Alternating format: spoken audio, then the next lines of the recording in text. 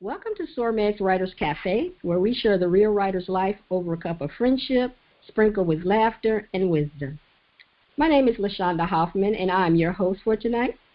This episode's sponsor is Tickle My Tummy by Ann Clay.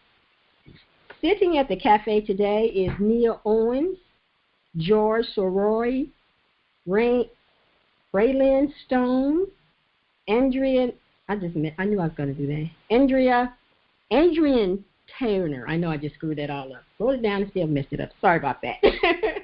Each author will share who they are and tell us a little bit about their current book. And we will start with Neal today. Welcome, Neal. Welcome. Thank you. I spent 33 years working with at-risk youth. And I decided to, actually I wrote my first story in the 5th grade, but I didn't consider writing a profession.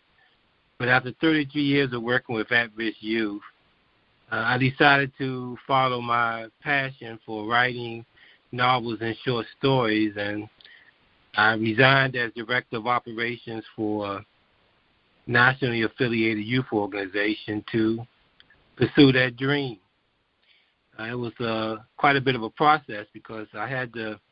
There's one thing to have the gift of being a storyteller, but then learning the technical aspects of creative writing was a challenge. So I spent 5 years working on this novel with online courses, writing communities, and then I decided to. Actually, I had a plan of going with the traditional publishing route. That was my initial plan, but when I discovered that I wouldn't have editing rights, I decided to self-publish my novel, which we released last year, August 2019, Mirrors of Life.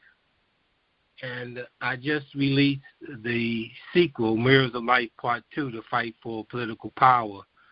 That was released on September the 15th. And it's a continuation of a story that vividly explores the lives of black people in America through the emotional tale of a mother and her children. It's a tale of faith and perseverance that leads to intrigue when her ambitious and spiritually inclined son named Derek attempts to build a civic-minded conglomerate, which is sort of like Black Wall Street's nationwide, and he runs into the challenge of the business powers that be in America. So he has to find himself how he's going to manipulate and move his way through it. And he discovers that he needs political strength to be able to sustain his corporation. So he finances a nationwide grassroots voting initiative that's spearheaded by his mother, Yvonne. And the purpose is to change the leadership in Congress and eventually bring in a new president. And that's where the big challenge comes in, because there's two protagonists in this book, and that's the Derek the son and Yvonne the mother. And the villain, the antagonist, is Eric Hornsby, who is a narcissistic neo-Nazi who is the chairman of the business powers in America. He's so powerful. This gentleman earns $20 million a day, and he is the mastermind behind the president. So he manipulates the voters to elect his puppet, who happens to be a man by the name of John Donaldson, and he attempts to build the Fourth Reich. That's what the story is about.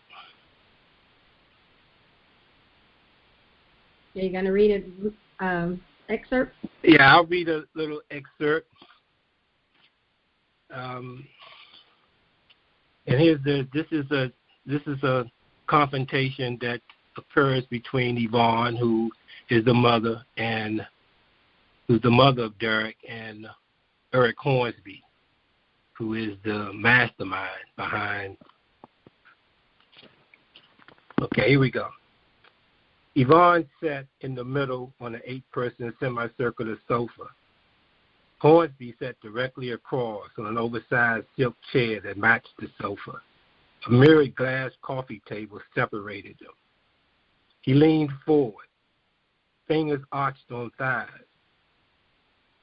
You look like a woman that doesn't tolerate bullshit.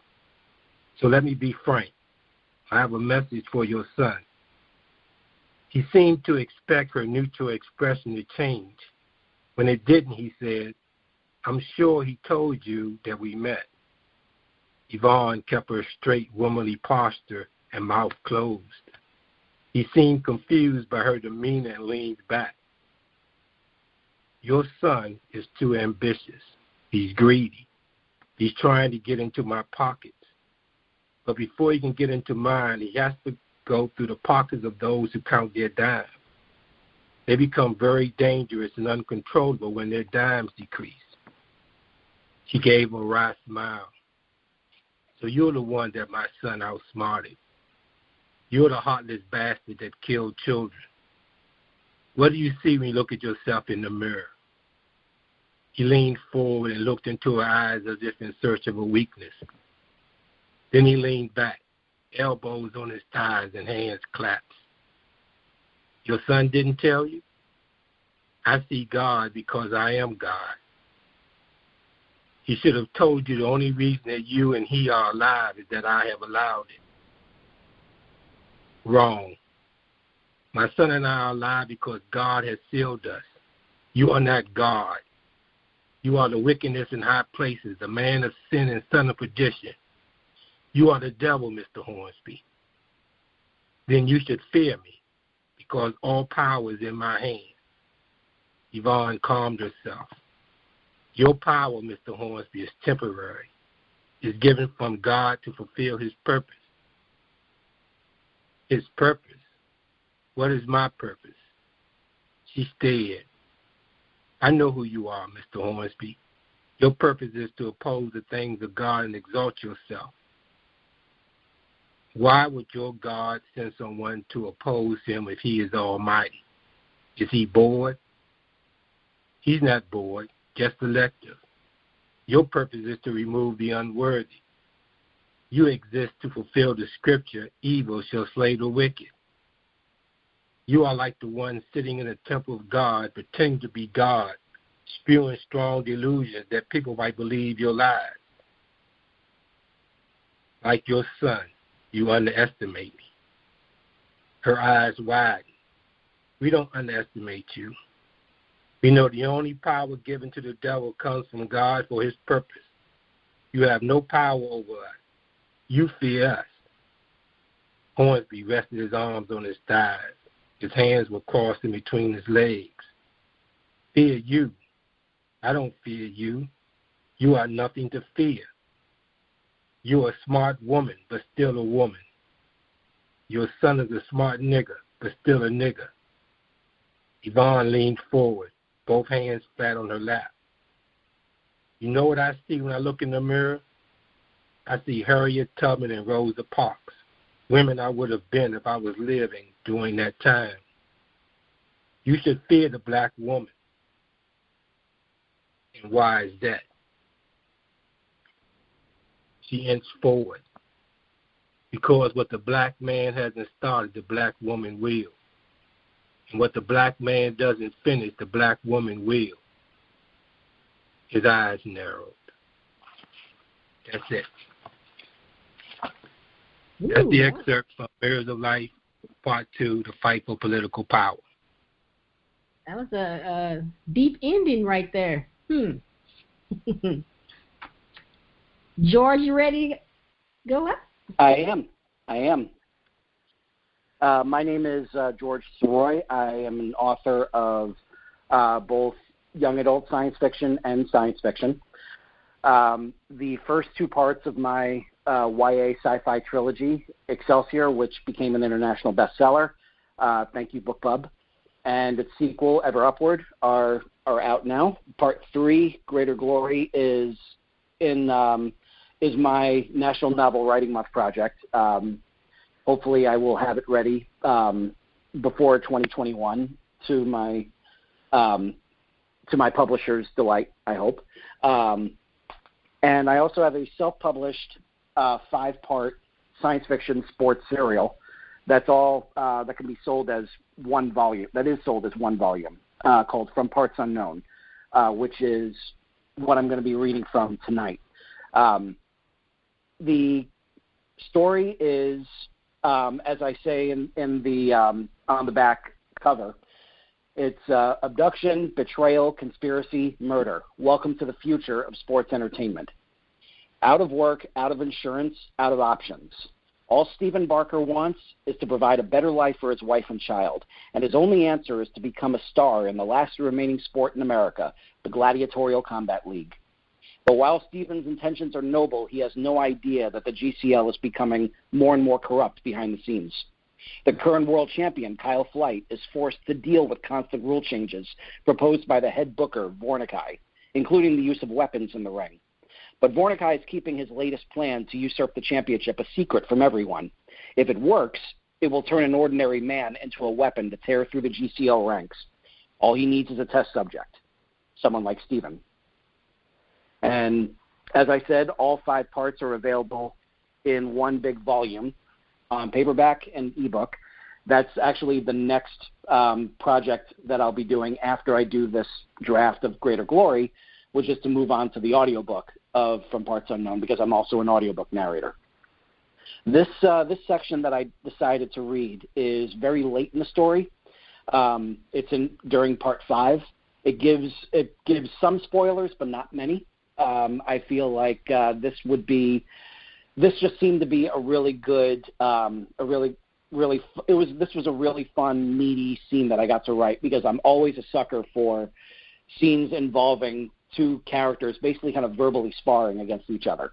And that's what we have here, because after everything that's happened in this story, the current world champion is now Vornicke, and Kyle Flight, the former champion, is now unemployed. And so everything is basically being set for a winner-take-all tournament to decide the future of the GCL and the direction that it's going to go in. And that's where we start right here. Just as the picture was snapped, the lights in the gym went out. Kyle looked up and called out, "Floyd, I'm here," Floyd called out. "I'll get the light back on." Kyle heard the stumbling around of Floyd stepping, as well as the feeling up and down the wall for the switch. "Got it," he yelled, then turned the switch back on. The light returned to the gym, and Kyle took a step out of the office while looking up at the ring. "The hell are you doing here?" He was wearing his street clothes, and the GCL World Championship wasn't around his waist. But Kyle had so many confrontations with Vornicke that he would recognize him anywhere. The current champion, the one responsible for ending Kyle's career in the Gladiatorial Combat League, stood in the center of the ring, looking down at both men. "Relax, Kyle. I'm not staying long. I'm about to head to the airport to do some recruiting for the tournament, but I wanted to pay my respects to a fallen champion," Vornicke responded. "Or maybe I should say, to 2 fallen champions." "I'm still standing here, Victor," Kyle said, "and I'm doing my part to shake things up a little. I noticed. That was a nice touch with the video you sent out, although I would have preferred it if you had waited for me to finish my interview. And all the fans would have preferred it if you had waited to stab submission until after he won his match. Guess we can't always get what we want, huh?" "Can you blame me?" Vornicke asked. "I was shaking things up a little before it was cool." "You can keep patting yourself on the back all you want," Kyle said. "It still doesn't change how you turned the sport into a government tool. It still doesn't change how you took good men like Max and Scott and destroyed them. Not to mention trying to kill a man you had to pull into this business and turn into your personal guinea pig." "I know what I did, Kyle. You don't have to remind me. Besides, you should brush up on your history a little. What John and I are doing is no different than what the Romans did with their own gladiators. And that worked out so well for the Romans. Considering what happened to Manhattan 42, you haven't learned a damn thing from what they did, Victor. Or do I just start calling you Nero?" "Oh, that place?" Vornicke waved off the torched housing facility with a dismissive wave. "John's responsible for that. I had nothing to do with it. Doesn't look like you're too broken up about it. And maybe I should remind you to pay your respects to the people who were shot at 7 Deadly Sins. People died just so you can hold on to a championship. You of all people should know the value behind this title," Vornicke said. You are given an audience with the most powerful men in the country, the ones really responsible for making everything happen. And I've already made sure that my voice is heard as the representative of the Gladiatorial Combat League. Trust me, Kyle. When John said a new era was about to start, he wasn't lying. We're going to expand our operations all over the world and open ourselves up to an infinite supply of talent. The stakes will be so high that the people can't help but keep watching. You say infinite supply of talent, but it sounds like you mean expendable human beings. Am I right? You know me too well, Mordecai answered with a smile. With everything going on, how do you expect the people to keep tuning in unless we go out of our way to top ourselves? You don't get it, Victor, Kyle said with a shake of his head. They're tuning in because they care about what happens to us in the ring. They're invested in us as people, as competitors, and they won't tune in if a guy doesn't last for more than one match. We'll just have to see for ourselves, Mordecai replied. That's my segment. Thank you. Railyn, you ready? Yes.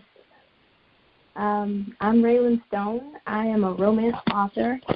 I love love, and the advice I've been trying to live by as I've lived this life of writing is to write the books I'd want to read. And so by day, I work in academic administration and higher education, and by evening, I like to escape and get away and start to write and just do all things creative. I'm fairly new in the world of publishing. My first book was published in 2014 by an independent publisher, and I've published four full-length books and one novella in that time period.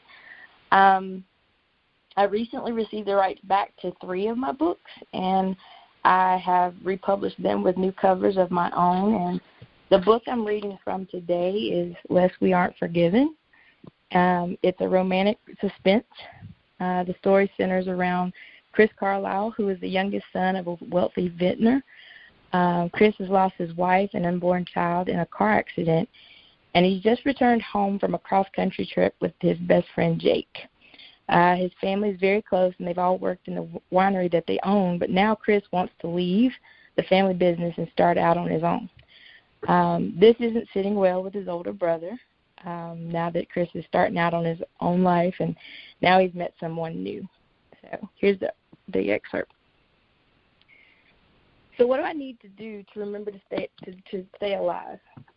Corey chewed on her bottom lip, nervously looking at the chrome monster Chris called his bike. She couldn't help feeling intimidated by the sheer size of the thing and was a little uneasy about climbing on the back of a motorcycle with someone she'd just met. She was certain Chris would have canceled their date after realizing neither of them knew the other that well, and that it was probably the beer talking that had made him make the date in the first place. She had to admit she was pretty glad that he didn't. When she met him in the bar, she was enthralled by how handsome he was. He had to be as tall as her brother Brandon, who stood at 6'2". The groomed scruff of facial hair on his tawny skin gave him a certain dashing ruggedness, and she wanted to run her fingers through the slight, soft curls atop his head. His eyes hinted at his certain playful nature as the green tint gleamed and teamed with his overall persona, and she had no choice but to agree to the date. Nothing to it. Chris sat on the bike, and she hoped he couldn't tell she was more than a little bit afraid of this whole situation. Just climb on and hold on to me. Not too tight, of course, because I do like to be able to breathe, but enough so that you don't fall off. Nodding, she stretched her leg across the seat and held on to Chris's shoulders as she climbed on behind him. She made a note of how strong and muscular his shoulders felt underneath her hands. The woodsy masculine scent of his cologne wafted up to her nostrils as she settled behind him. He looked amazing in the fitted black T-shirt he wore with jeans that accentuated his muscular thighs as he straddled the motorcycle. Nearly jumping out of her skin when he started the bike up, she gave him the thumbs up when he glanced back at her through the sunglasses he'd placed over his eyes. So, you ready? As I'll ever be, Corey chirped before adding another request. Please be gentle with me. This is my first time, you know. Don't worry, I'll be gentle, chided Chris. Love the shirt, by the way. Thanks, I wore it just for you, she laughed, pulling her sunglasses down from the top of her head to cover her eyes, smiling at his reference to her dark blue Harley-Davidson T-shirt She placed her hands on either side of Chris's waist and held on to him as they pulled off. At first, she was scared, to say the least. She was sure Chris could feel her fingernails digging into his sides as they maneuvered their way through traffic and headed towards the highway. However, once they were on the highway and she could see the ocean, her vice grip loosened and she started to relax. Looking out across the horizon, Corey couldn't believe how beautiful everything was as she and Chris rode up the coast. It was amazing how different things looked from the back of a motorcycle. She had an unbelievable sensation of freedom and couldn't remember the last time she'd felt something this good. Taking it all in as she held on, she watched the clouds bounce around the afternoon sky. After riding for over an hour, Chris pulled off the road into the gravel parking lot of a small diner. "So," he asked, pulling his sunglasses off as Corey climbed off the bike. "Oh, wow. That was the most exhilarating thing I think I've ever done," Corey gushed. She'd almost jumped off the back of the bike before Chris could get it parked. He returned a grin as he secured the bike and climbed off. "I'm guessing you enjoyed yourself." "More than you know." She pushed her sunglasses back to serve as a glorified headband for her unruly, windswept hair. "I'm glad. I can't even begin to describe what it was like. It felt like we were flying almost. I'm so ready to go on another ride." "Well, we do have to go back, you know," Chris chuckled, holding the door as they entered the diner. "I guess I'm acting pretty childish, huh?" "No, not at all. It's nice to see someone get so excited about riding a motorcycle. It's an invigorating feeling. I'm just glad I was the one to help you experience it," he added as they found a booth and sat down. "I was so scared at first." "I know. I think I have the holes in my sides from your fingernails to prove it," he laughed, pointing to his sides. "Oh, my gosh, Chris, I'm so sorry. Did I hurt you?" Corey was completely embarrassed now and felt her face starting to flush. "No worries, mate. It's fine. I'm just kidding with you. I probably should have warned you. Weaving in and out of traffic can be a little scary your first time out. I noticed you relaxed when we got on the highway." "Yeah, I guess I was a little nervous to begin with, but I don't know. I slowly started to trust you, and I wasn't so scared after that." They both quieted for a moment, and Corey bit her lip, trying to think of what she could say next. It had been a while since she'd been out on a date with anyone. "So I guess we should order something. All that excitement really makes a person hungry," Corey laughed, breaking the awkward silence. "I know what you mean," Chris agreed as the waitress came and took their orders. After they'd been served and both finished their meals, Chris paid their tab and they headed outside. "Are you ready to go back this minute, or do you have some time?" "What do you have in mind?" "There's this overlook that's not too much further up that I thought you might be interested in seeing. That is, if you aren't in a hurry to get back." Corey felt giddy, knowing Chris was just as nervous about this date as she was, and she dipped her head. "Sounds nice. I'd love to see it." "Great," and climbed on the bike and waited for her to join him. "You might want to watch it, Carlisle." "You may have to give up Jake for a new partner in crime," Corey giggled, straddling the bike and holding on to Chris's waist. "Sounds fine to me." Placing his sunglasses over his eyes, he pulled out of the parking lot and headed back into the highway.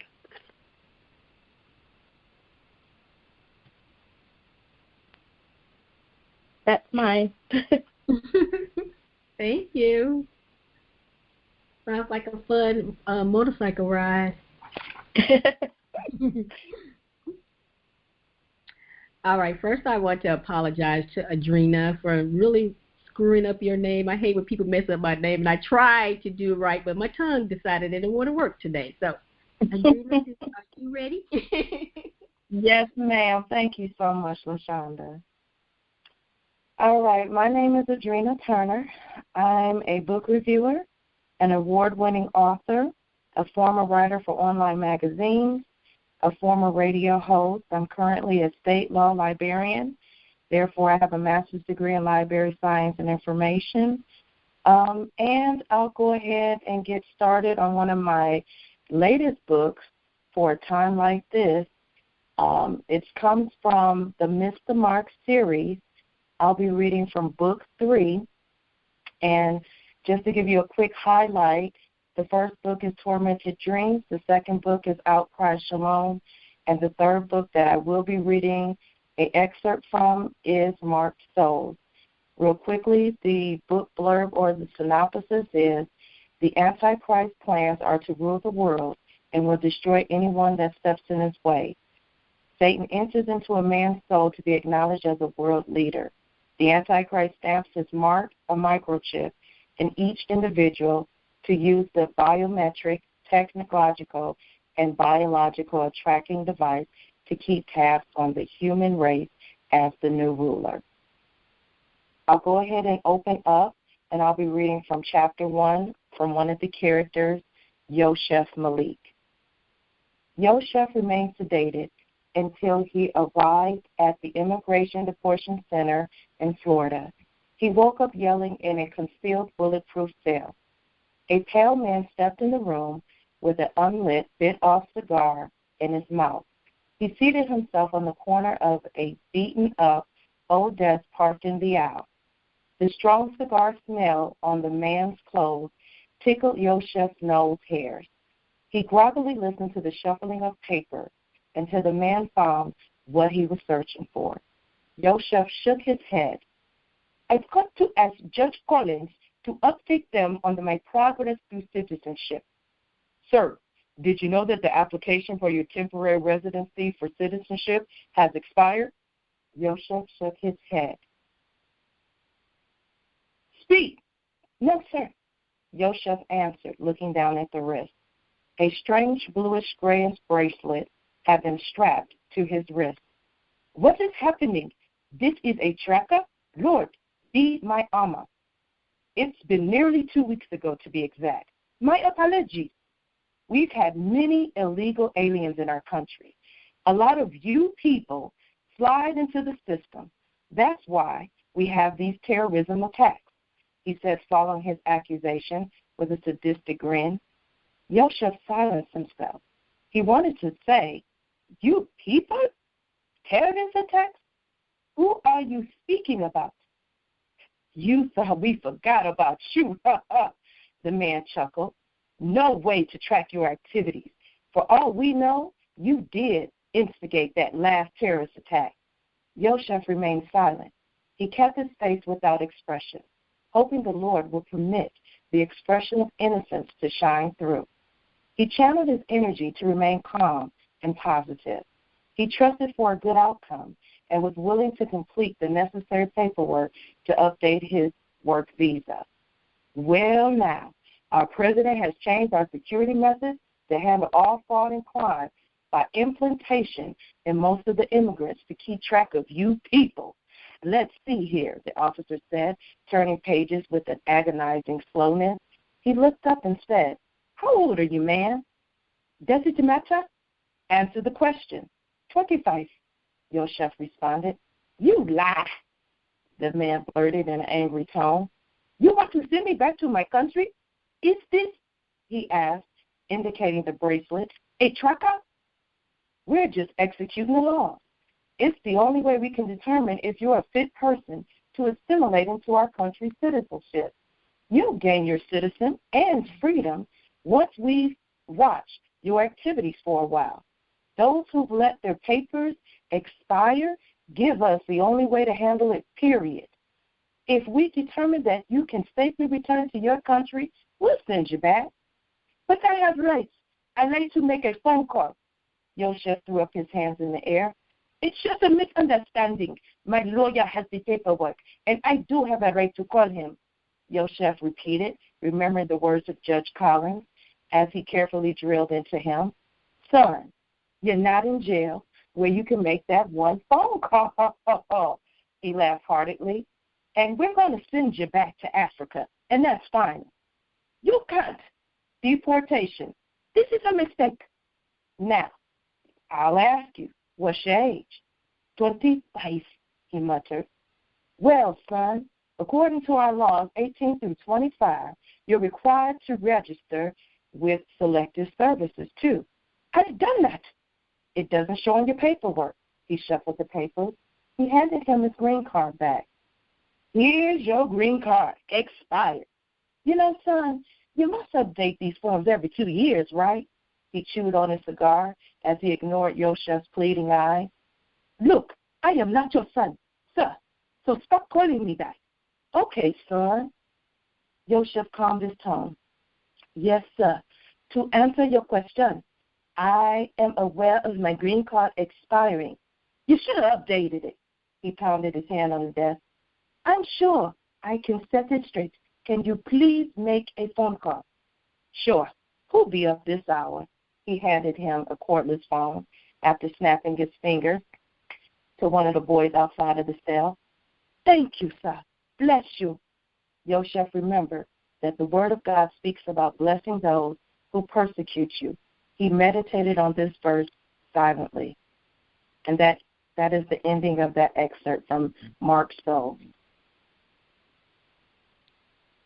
Yeah, I got a million questions, but oh my gosh. You can't be a citizen, but they want you to serve in the military? I'm confused. Really? No, they're talking about you have to go through the security system is what they call it when you're at a certain age. So it has nothing to do with military. So selective services is what they have to I was about to get mad for him. Interesting. I love the narration too. Thank you. Thank you. All right. So I would like to know, we're going to go into our little conversation. How are you all dealing with COVID as a person and as a writer? Well, as a person, it's extremely dangerous time. A, African American. B, 62. C, underlying conditions. So it's extremely challenging as a person. As a writer, it really isn't an issue for me as a writer. It's right now. It's been an interesting year for me because as I stated, I just released my sequel, but I received 3 literary awards during COVID for my debut novel. It gave me the bronze medal from Reader's Favorite and the Silver Book Award from Literary Titan, and finalist for the 2020 International Book Award. So it's been good and bad. That's good. Congratulations on your award. Thanks. For me, it has been very difficult because I mean I live in a house with my daughter was she's almost 3 right now, but she was born premature, so that's always kind of like lurking in the back of my head, and my mother-in-law lives with us, and she's in her mid-60s. So, and she has COPD, so she's very much a high-risk individual. So we've all been very cautious with everything that we do. And there was a point, actually, up here. I'm standing in my office right now. For quite a while, this really became like I was like quarantined over here, not because I was sick, but because in March I had to go into my office, and my wife just did not trust, anything that was out there. So she basically just said, you're quarantined, so you have the office, you have the bathroom that's right next to it, and you have the guest bedroom, and I will bring food up to you. So it was, her being very cautious, but at the same time, it motivated me to get this office cleaned and get a lot done in terms of like productivity and everything. It did. I did get my latest audiobook completely edited and posted, and it's one of those things where it's just like I almost I don't want to make light of this whole situation, especially at the same time it's just like you kind of have to do the best you can with the situation that you're in, and so I was just focused on just being as productive as possible. That's good. That's good that you were able to, because I know a lot of writers that I've been talking to have not. I know I was not productive for probably 3 months. I didn't get any writing done. That's a safe bet. I did not get any writing done. I just kind of like worked with what I already had, and I was just polished that up. Yeah, I had a lot of stuff that I did that was nonfiction. Fiction-wise, my mind was not functioning on characters at all. So I just worked on my nonfiction stuff, and so I was very productive that way. But writing a book, no, I just could not concentrate that way. So that's good that you were able to be productive. What about you, Railyn? Just basically, as a person, it's been a little trying. Just knowing that, people are so isolated, and I'm really close to my family, so we haven't really been able to see each other, in person, but luckily we've been using technology to kind of do a weekly kind of meeting, a Zoom meeting actually, which is great because some of the older people in our family who don't really use technology have had to learn, so it's been quite interesting being able to stay in touch with everybody that way. Also, all of my work came home, so I haven't really been back to work since March.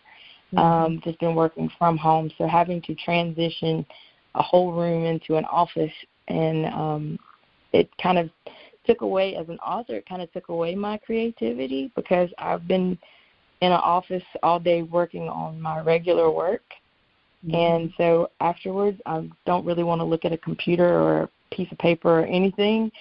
So it's been a little trying as an author to write or find the motivation to write. So what I've been trying to do otherwise is look into other promotional things because I'm not that great at promotion. And so just trying to find ways to kind of break out of my comfort zone as an author. And this is one of those things, doing this interview today. So it's just been kind of just shifting gears and trying to figure out where do I go next. I believe COVID pushed a lot of people out of their comfort zones to try to pivot into something new. So that's good for you to, recognize that you have to try something different. So that's good. Oh, yeah. Yeah, definitely. Adrienna, did you have anything? Oh, yes, I do. With Mark Souls, that came out around the end of 2019. So when I was coming in 2020, we know of double vision. So I was believing in more vision, more opportunities, and just double blessings. Well, as we came in, like most of you know, some of us start kind of being aware that there's something going around mid-February. Definitely by mid-March, things had really drastically changed. So as a Christian faith author, I definitely stopped writing fiction. I definitely paused even on my nonfiction writing. And at the time, we were still trying to, at work, I still do a book club. I'm a founder of a book club, and the guys still wanted to do the book club at work, and I was just like, we just have to do everything correspondence, which was quite difficult. And with a writing group that I'm with a doctor that is a professor at one of the colleges in Sacramento State University, and she was even emailing me, how can we make this work? Can we Skype this? I was like, no, on our location, unfortunately, we can't Skype. We can't do a podcast. So it kind of put a time span on our book club program, our writing group program with the college students, with our book club members. It kind of put a halt. At first it was a scare at work where they didn't want us to come in and do telework. Well, as a librarian, for me, where I work at, that only worked for like 3 weeks. I've been full-time since. So I'm always around people that are testing positive. We definitely have to do COVID checks every 2 weeks, meaning that they put the swab down our throat and We have to get a negative result in order to continue to work. We get held up at our post to check our temperatures every day. And so to some degree it can be a hassle, but at the same time I'm thankful that I'm still in good health. I'm thankful that most of my family members are in good health that I know of. And as Railyn stated, you know, you have to go by phone or try to do a video chat with your families. I don't have too many family in California once I moved up to the West. Most of my people are back east in the Midwest. So, yeah, it's challenging, but, you know, I just thank you, LaShaunda, for this opportunity. I agree with Railyn. You don't know how to promote at this state. You don't know how to write to a certain degree, and you don't know what's going to come of this. So that's where I'm at. Thank you for asking. Thank you for sharing. And thank you for being an essential worker, because I know it's very hard for people to go in where everybody else is stuck at home. You know, you're like, why can't I be at home? Right. So I understand I would that. love. As a librarian girl, I really appreciate your work, because I know it's probably a bunch of people who would. I know for us, when we got shut down, our schools thought that their kids were going to be able to go to the library, and right. There were a lot of families who don't have computers, who don't have access to the internet, and so they were when the libraries got shut down. So many people like, well, what are we going to do? What are our kids going to do? They didn't have any idea of what they were going to do. And wow. and we weren't planning for this. My supervisor, he told me, LaShaunda, we just going day by day, and because we don't have a plan for this. Nobody has a plan for this, and so exactly. it has been a challenge for everyone. Everyone. Mm-hmm. Some people couldn't get out of bed. Some people can get out of bed. So I like to hear other people what they did during this, because each person is different, and each person had to experience this a different way. And as a writer, who still, a lot of people write full time, so you had to come up with a pivot, as they say, of getting out here. And so for me, I would like to know, how are you reaching new readers during COVID? Well, that's, in our field as writers, it's a very crowded field. This is a very, very, very crowded field. So it's a tremendous challenge in reaching new readers, and participating in podcasts like LaShaunda, like this particular show, is extremely helpful, especially now with the book festivals and the book fairs all canceled because of COVID. Everybody is scrambling, and you're online a lot, and you're trying to get through, and then readers are overwhelmed by so many different books and different authors, and there are so many good writers out there. I mean, it's like listening to the excerpts coming from the authors here on this show. I mean, it was some outstanding work. I mean, and it's so interesting, and you want to get a chance to read all of it, but you can't. So it's just challenging.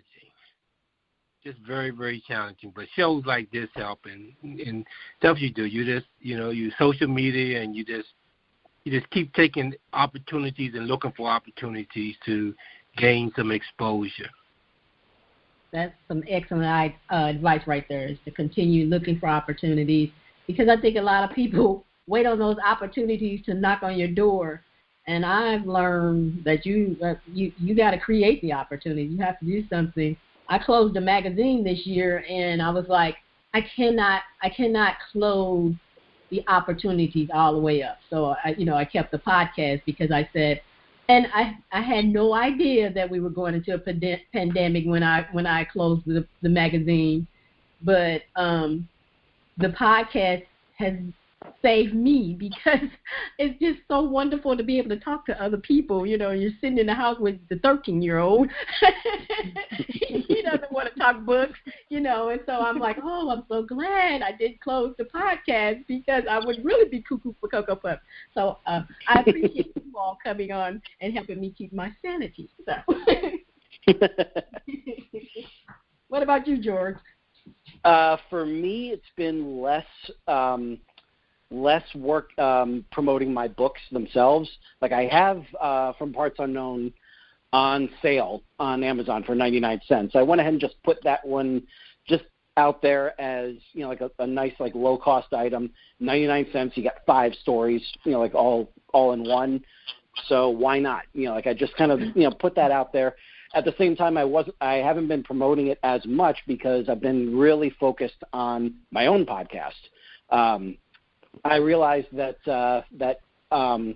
around May was a really good time to kind of bring it back. I started it back in 2018, and then when we moved to our new house, it just kind of fell by the wayside because everything else took precedence. But now like, everything was all put together. My recording studio was up and running. I already got the Ever Upward audiobook recorded, and I just felt that urge to get back out there and start recording. And the episodes that have come out are some of my favorites. And, you know, the show itself, Excelsior Journeys, I got to chat with friends and people that I was meeting for, like, the first time. And it was a real pleasure. It's been a real pleasure doing that and getting to meet all these great creative people with all their, you know, basically sharing their story. And that was what really kind of got my juices flowing. The fact that I got to promote other people. That's what really got that's really got my spirits up. And it opened the door for me to chat with people that I never thought possible. I had no idea that I was going to spend 2 hours talking with the screenwriter to Transformers the movie. And he was willing to go even further. So it just blew my mind, like, the way that everyone has been accepting of coming on the show and having fun. And, you know, that's been just a real blessing. The fact that I had that as my constant creative outlet, while I've been just kind of figuring out what I was going to do for this third Excelsior book, it really, that's what really got the juices flowing for me. That I definitely understand and can appreciate that. So I'm looking forward to getting back to your podcast. One of the things that I'm doing this month is listening to more podcasts, and so I will be checking it out. I've listened to a couple of your podcasts, and I've enjoyed them. I'm going to go look at the Transformers because I was a big Transformer fan. So. Oh, you're gonna love what I have in store for August then, because I've already talked to a few people that are going to be coming back on the show for next August to celebrate the movie's 35th anniversary. Oh, wow. And so, yeah, I'm excited about that. Yeah, that's great. What about you, Railyn? Like I said before, I mean, this has been giving me some opportunities to try and look for promotion and figure out how to promote. That's one of my problems I've always kind of had, is just not knowing how to truly promote myself. I mean, in a world of romance novelists, I mean, there's tons and tons out there, but how do you make yourself kind of known and seen? And so, you know, I've just been looking at different things like, you know, what could I do on Instagram? What could I do on Facebook? Are those even still relevant? I mean, should I move to TikTok? All those types of things have just kind of been going through my head, and just trying to go back. And with me getting the rights back to some of my books already, I have done, like, you know, new covers for them. So kind of posting that when I get the new covers posted. And this has also given me an opportunity to figure out and learn how to actually publish the books myself. Before, I was actually working with a small publisher out of Colorado. And once I got the rights back, I was like, what do I do? I mean, I have these books and they're not out anymore. And so it was just, you know, this has been a way for me to kind of turn into myself and kind of figure out where I need to go forward in my writing career and how to really market myself. So I really appreciate this opportunity. That's good. I like when writers want to learn. Most of the time people have such a hard time because they don't want to make the time to learn. Promotion is not something you know automatically.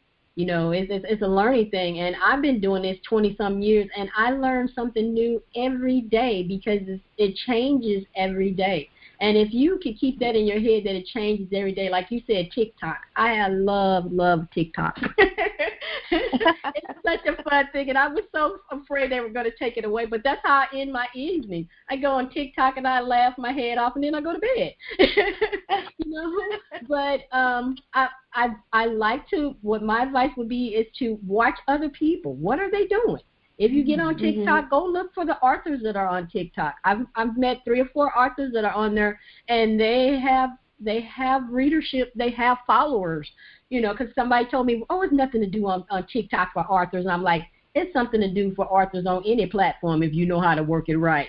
You know, and so I tell my clients to go look at what other people are doing. Look at the people who are successful on Facebook. What are they doing?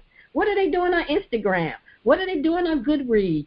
Check people out because somebody is working it hard. Somebody doing it the right thing, and people are buying books. They are. If somebody tell you they're not, don't believe it. Everybody stuck in the house, they want a book. So, you know, you just got to get in front of that person who wants your book. You know, and that's the whole thing of promotion is finding that person that says, I love the way she writes. I want Railyn's book. Give it to me.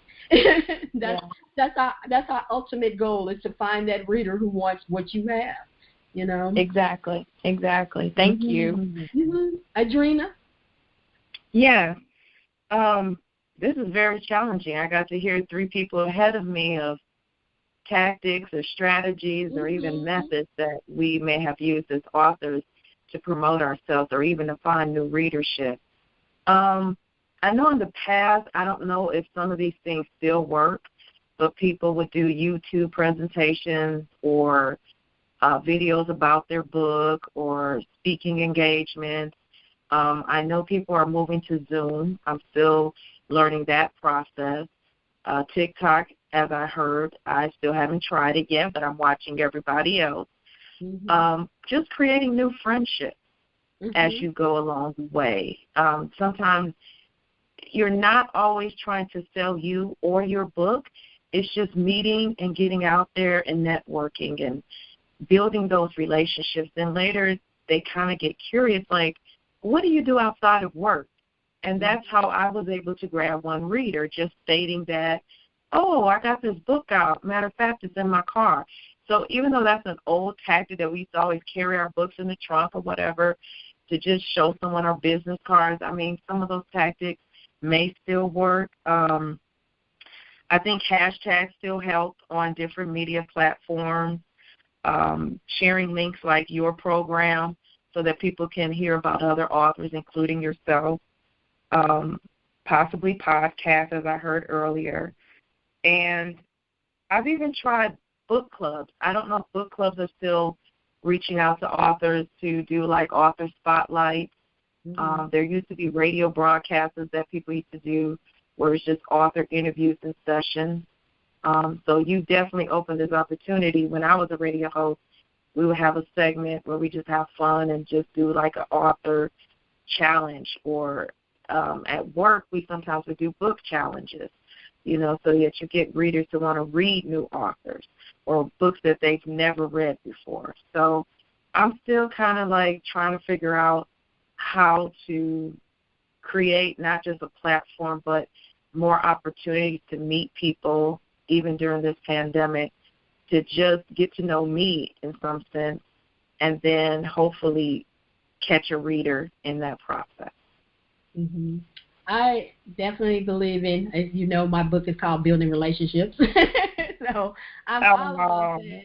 I met George at the Writers Guild, and we became friends that way. And I've learned so much about podcasting from him, and he's doing audio, and so I wanted him to talk about doing audio and stuff like that. But it starts with with the relationship, because people don't want to hear that you got a book. They want to know that you wrote it.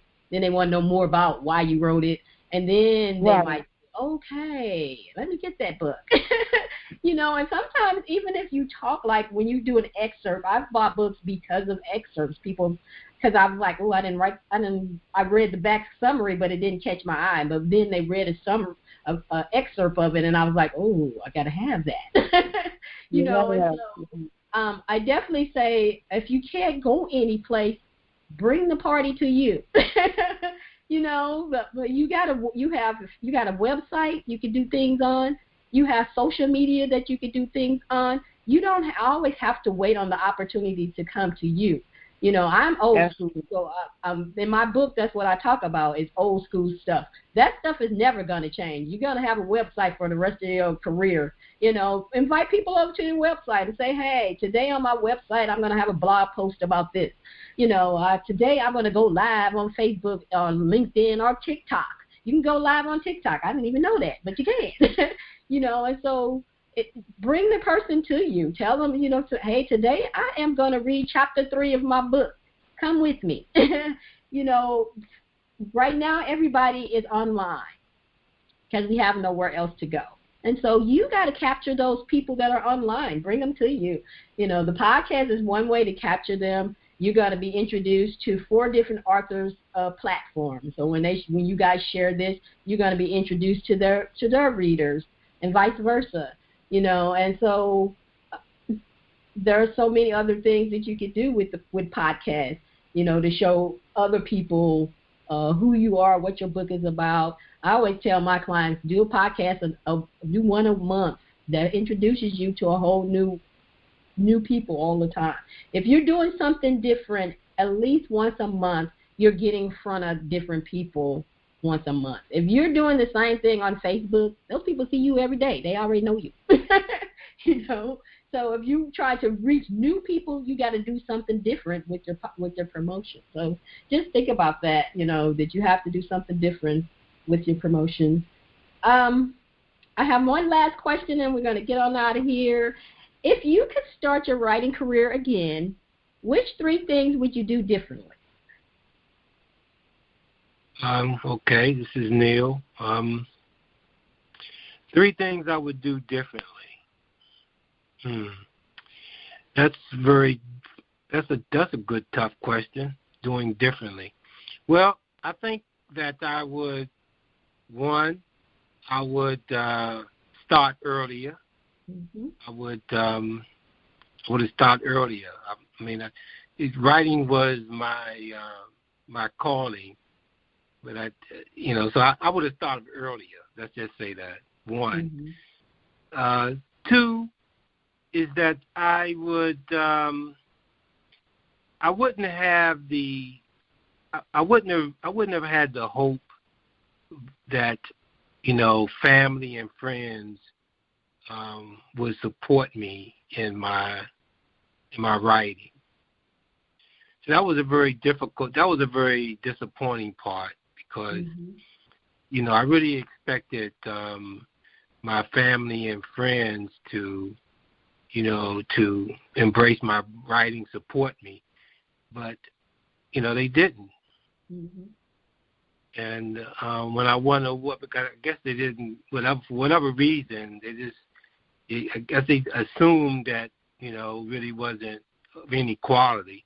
Mm-hmm. But then when I won the literary award, then it had a different tone. Mm-hmm. But it didn't take away the reality of the fact is that, initially you didn't think I was worth, $2.99 to get the ebook. Mm-hmm. So the third thing I would do is that I would, I would build up my my platform while I am writing and not waiting until I finish my work. I would build up earlier. I would start my platform as soon as I started the book. Mm-hmm. Those were 3 excellent things to do.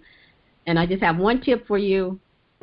Don't be mad at your family if they don't support you, unless they are your readers. If they like what you write, they'll buy it. If they don't worry about it. They want your readers in the first place.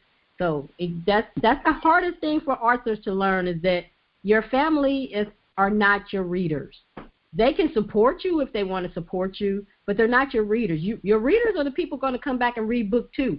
Your family will buy all your books, but they won't buy the rest of them. So think about that. Right. George, you ready? Oh, yeah. I definitely, to kind of tag on what Neal was just saying, I think that, working really hard to build a following, that's a tough thing to do. It's something that, when I started, I think the first thing I would have done was wait on doing the novel of From Parts Unknown, and I would have waited until several more years down the road, because the original version of that book was only about 230-something pages on its own. And there was a lot of technology that's in there that is now dead, because it was in 2002 when it came out. And so I would have definitely given myself the time to not do that one and just kind of concentrate on just doing the more screenplay drafts that I did before that, and put out Excelsior first, and then From Parts Unknown, and then Ever Upward. So I would have waited on From Parts Unknown, because that 2002 draft that is now is just dead to me. I can't even look at that anymore, since it's been rewritten and expanded so much. But I didn't know what I was doing back then. So in addition to having a following, number 2 would be to have a marketing plan, to have it at the ready for when the book was ready to come out. So that way I can make a real good splash, and have people really kind of at the ready to read it. Because right now, the way the things have been going, there's not much fanfare when each of my books has come out. So I'm really hoping that for part 3 of these Excelsior books, Greater Glory, I can basically just kind of do what I've been wanting to do: build a following first, have a good solid marketing plan to build up suspense. And then number 3, the big thing that I would do is basically just do my research. There are some really great people out there that have put together some real comprehensive plans that you can take and run with yourself. They're not free. They do make their money doing that. But at the same time, they give you the tools to try it out yourself. So I would say those would be my 3 things. Just build that following first, have a marketing plan, and do my research so that I know that I can really push it out there and keep it sustained. Those would be my 3. Those are really good tips. I hope people are taking these notes down. Railyn? A lot of what George said. Basically, researching how to promote myself, that was something I think that would have been very beneficial to me. Just putting out a book, just knowing how to promote myself the best way to get in front of people. And then also I think the second thing would have been just to space my books out a little bit more. I think I got really excited about the fact that I was published and somebody wanted to publish me. And so I was like, I need to jump on this as quickly as possible. So I was putting out books back to back to back without really realizing I had an opportunity to kind of really build a readership off of that first book, and then get, people more excited about the second book, and then another, the third book. That way I could have been able to build a bigger readership, and then also be able to sustain it over time. And the biggest thing for me, I think the third thing would have been just to enlist more beta readers. one of the things I did is I did have people read the book, but it was more like family members or, people who said, yeah, I'll read it. They were really interested in books, but getting other people's insight would have been really good for me to kind of just see the other points of view. I know you're never going to, satisfy every person out there that reads your book. If you read reviews, that, of course. Mm-hmm. But just having the other points of view would have been helpful in crafting the books and really fleshing out some of the characters a little bit more. So I think those are the three things that I would have done. Those are good, too. Those are really good. Adrienna, are you ready? Yeah, I think everybody took some of my ideas as well, so we must be like-minded or something. Mm-hmm. But instead of just saying some of the things already said, I will add that I think we focus so much on writing. Mm-hmm. We may take time to learn more about self-publishing, the expenses, and all the works of operations, especially if we're going to be an entrepreneur and self-publish ourselves. But we tend to forget that we're kind of on the bottom of the tab fold when it comes to entertainment. We're considered as entertainers as well. Mm-hmm. It's just that we rarely see us winning Grammys or some kind of literary award, as the gentleman said earlier. And I know I won a literary award in Chicago, and it was fascinating, and a couple family members came out. But after that award, where was the readership? Mm-hmm. I think sometimes we're misguided thinking that early on, like, if I, get this award, I'm going to have the readers to follow behind it. So that was one of the things that I learned early on is you have to build that readership. You have to focus on promotion. But as the lady stated before me, I thought about my fiction series. I got the idea in 96, and I think I was kind of scared myself to write such a advanced type of book dealing with apocalyptic type of things that'll be going on in the future and also based on the Bible. And then I didn't start writing it till 10 years later, and I didn't get it published till like 2015. So that lets you know that's almost a 20-year gap since I got the idea, and now the book has caught up with the world events. Mm-hmm. So it's startling as a writer, and I've learned that you have to have other forms of income or streams of income. So to tie it all in, I would say, one, as a writer, kind of have a plan, figure out what books would work, and how to space them out or pace yourself as a writer. I think we're trained to just put out so many books and hope a reader will catch one of them. Mm-hmm. And number two is, aside from focusing on your writing and publishing aspect of it, learn more about the marketing and promotion. I would definitely like to build that readership. And last but not least, focus on other streams of income or opportunity, because when all fail, you can later say, hey, I got a book. Go ahead and check it out. Here's a free copy. So that's something I learned early on is that I don't mind giving out free copies if there's opportunities to get more readers. Mm-hmm. That you all are giving some great tips, some really good tips. And the thing about what I've learned as a writer is that all these that you said, you can still use with the next book.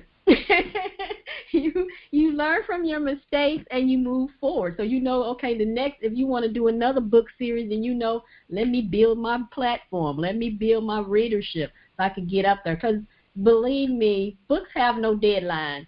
So no what is it? Expiration date, not deadline. Expiration date. So I could catch your book 20 years from now, and if it's good, I'm gonna enjoy it 20 years from now. And so just be encouraged to know that maybe what you planned it for the first set of books didn't work the way you wanted, but the next set is going to blow the readers out of the world, So you have to look at it like that. So that's why I say those were some excellent tips because you can learn from them. And that's the whole thing about this business here is you learn with each book. Each book you gain more knowledge. If you're not learning from each book, then you're going to have a hard time. But you learn from each book. I wrote a book about promotion, and I still didn't have a clue. So, because so much stuff has, gone electronically. Most of my things I was doing before we did social media. People are like, oh, you're going to do a book about social media? I say it's hard to do a book about social media because it changes every day. Every day you got something new you got to learn. Facebook just changed the screen of it. So now you got to go in there and figure out, well, what does this mean? How do you get here? You can't, it's just so hard to maintain everything. But you learn and you move forward, and you gain a reader with each time you go somewhere new to tell people about your book. So I just say just stay positive, stay encouraged, and your readers are out there. Believe me, there is a reader for everyone, and hopefully this podcast will introduce a few of them to you. My last question for you is, how do we get in touch with you, online or offline? This is my website is www.owenspublishing.com. My email address is nealowens@owenspublishing.com. My website, you can find me, is all have connected to Twitter, Pinterest, Facebook, Instagram. So again, it's www.owenspublishing.com. Thank you. George? You can find my website at www.he'sgotit.com, as in by George He's Got It. That's what I've called my audiobook narrating business. And you can find some samples of my work there. You can find me on Facebook, Twitter, Instagram. You can also find both of my podcasts, because I have two. One is a limited series run called From Dusk Till Dark Outside the Marvel Studios, and you can find that on Anchor, and you can actually find that on a lot of places because it's been syndicated to a lot of different platforms. So if you're most likely, if you guys are Apple Podcast listeners, you can find it right there. And you can also find my main ongoing show, Excelsior Journeys. You can find that on Apple Podcasts, Google, Stitcher, Spotify, TuneIn, Podbean, and it just got to Amazon. So things are very exciting over there. You can also find my books on Amazon. I'll reiterate, you can get From Parts Unknown, all 5 parts for just 99 cents over at Amazon. And, looking forward to hearing from all of you. Railyn? Well, you can find me on Instagram at Railyn Stone. Also on Twitter at Railyn Writes. I am on Facebook at Railyn ST. Someone already had the rest of the name, I guess. My email is railynwrites@gmail.com. And I'm on Amazon. 3 of my books that I got the rights back to are all in KU, Kindle Unlimited on Amazon. So if you're a Kindle Unlimited person, go ahead and download the books. Also, I'm on Goodreads and All Author. And Pinterest, which I love, which is pinterest.com/RaylynS. All right. Adrienna? Yeah, I can be located at ADRIENNA Turner.net. Again, that's AdrienaTurner.net. I'm also on Facebook as Adrienna Turner, on Twitter as Adrienna Turner. If you also want to find out more about the reviewing that I do, you can visit me at dream4more.org. Again, that's dreamformore.org, dreamformore.net. I'm also a Goodreads author, Adrienna Turner. I'm also a Goodreads, I think, librarian still on there. And I'm also under different book clubs on Goodreads. And I'm also on Instagram. I can't think of any other platforms, but you're welcome again to find all my links at adrienaturner.net. All right. Oh, last but not least, my email is adrienaturnershow@gmail.com, ADRIENNA Turner, TURNER, show@gmail.com. Thank you so much, LaShaunda. Thank you. I would like to thank Neal, George, and Railyn, and Adrienna for being here with us today and sharing their little wisdoms with us. Please tell I already said that. I hope what our guest shared today was helpful for you. I want to thank our sponsor, Tickle My Tummy by Ann Clay. Laughing not only lightens your spirit, but it also lengthens your life. Tickle My Tummy delights in the small, easy to laugh at hilarious and sometimes ridiculous things people do and say. Stories of family, relationships, work, and yes, church sets the pace for a few moments of enjoyment. This collection is broken down into Love is in the Air, Family Feud, Going to Church, Women Rule, The Things Kids Say, Just Plain Old or Stupid, and It's a Pet Thing. These delightful snippets will definitely add bubbles to your day. Get ready to laugh out loud at some of the most commonplace stories of ordinary people, relationships, situations, and living the best life. Check the show notes for the link to order your copy. I want to thank you, our listeners, for taking time to listen to the podcast. I have 3 questions for you. Did you enjoy this episode? If you did, subscribe to the platform you're listening to so you don't miss an episode. Number 2, what did you think of the episode? Tell us by writing a review on the platform you're listening to, or send to onesormag@gmail.com. Number 3, did you learn something from this episode? If you did, please share the podcast with your community. If you have a topic or would like to be a guest or sponsor for an episode, contact me at onesormag@gmail.com. One last question. Have you promoted your book or business today? If you haven't, go showcase those wings. Someone needs what you have to offer. This is LaShaunda Hoffman, and I'll see you on the next.